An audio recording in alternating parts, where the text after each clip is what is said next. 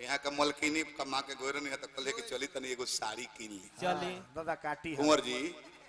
तो गहनी हम अनुभव वो साड़ी कीने तो बनी वो छोकरा हेरल हां अब बहनी के बेरा रहल हां तो जाए कहतर के देख लो पिछला बे ठोक दर दरकल साड़ी दे देल रहल हां ना तनी कट पीस हो जाला हां ए में एको गो छेद होई हां तो हम फ्री में साड़ी लेबे को पैसा ना देब ना देव जय हो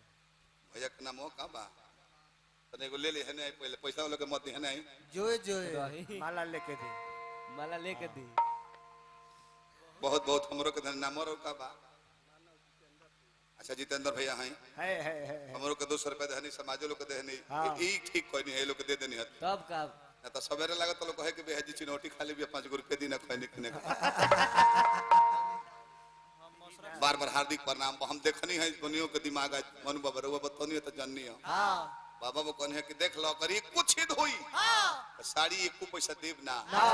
तो दुकानदारवा कहता तू एको गो छेद दिखावा ना हम फ्री में दे दे तू दिखावा माने सड़िया में हम और नहीं की बोलो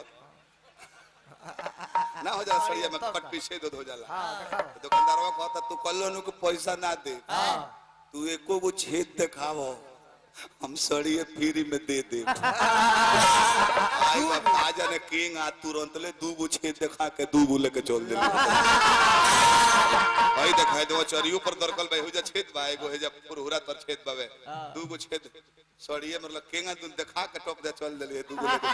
तने जा हेड हो गइल होल रहल होल